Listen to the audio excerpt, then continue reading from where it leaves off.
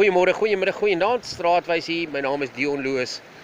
Nou die aand sit ons kyk na 'n fliek en daar kom 'n bekende akteur op die skerm en sonder dat ons twee keer dink, sê ons vir mekaar, hy speel altyd die kroeg, elke liewe keer.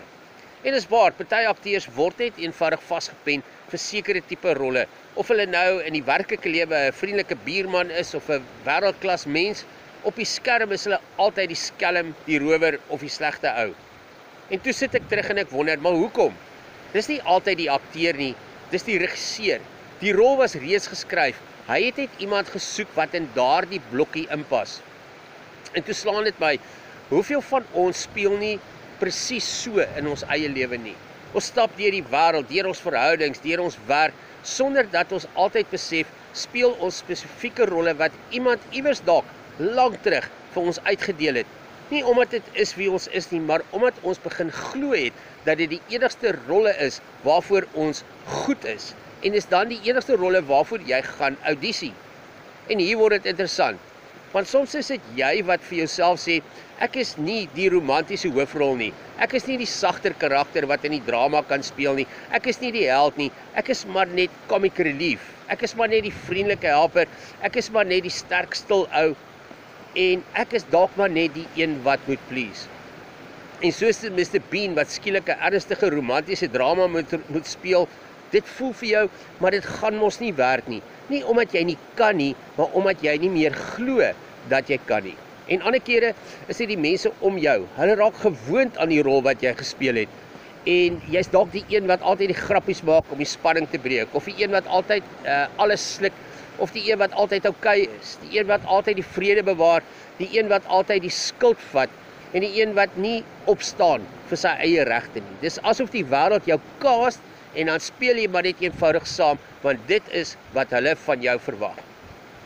Maar hier is die groot vraag, wie is die regisseur van jou lewe? Want jy sien, die Bybel wys vir ons oor en oor dat God nooit mense roep om net een tipe rol noodwendig te speel nie. Kyk byvoorbeeld na Dawid, hy was 'n herder en toe word hy 'n held en toe word hy 'n koning en toe word hy ook 'n digter.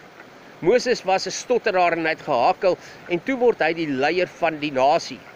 Petrus was 'n visserman en toe die rots waarop die kerk sou staan.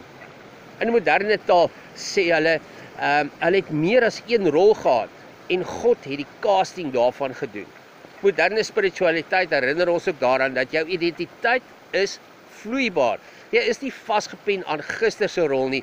Jy kan oorskryf, jy kan heraudisie, jy kan 'n nuwe karakter aak begin in jou lewe. In sielkunde sê dit ook vir ons dieselfde. Mense wat groei wanneer hulle bewus raak van hulle rolle wat hulle speel en begin kies of hulle dit nog wil speel. Die Oosterse filosofie leer ons dat die self soos water is, veranderlik en beweeglik, nooit net in een vorm soos ys nie. Maar dan kom die groot metamodernistiese vraag en sê, kan ek beide wees? Kan ek daardie aanpasbare akteur wees? Kan ek soms die grappiemaker wees en soms die held? Kan ek sag wees en sterk wees? Kan ek die draer wees van humor en die draer van wysheid? Kan ek lag en diep dinge ook hanteer?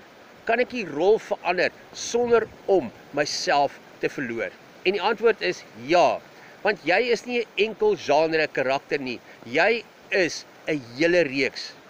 So hier is jou uitdaging vir vandag. Sit 'n bietjie stil en vra vir jouself, watter rol speel ek vandag? En speel ek dit omdat dit eg is, autentiek aan wie ek is, of net omdat dit van my verwag word? En dan gee vir God die regiestoel oor van jou lewe.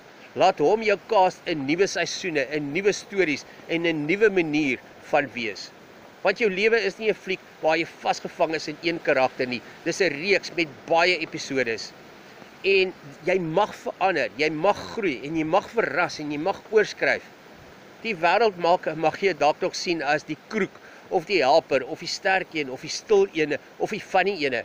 Maar God sien die hele karakterboek. Hy sien wie jy was, maar hy sien ook wie jy is. En hy sien wie jy nog kan word. En miskien is dit tyd dat jy jou volgende rol self begin kies saam met God.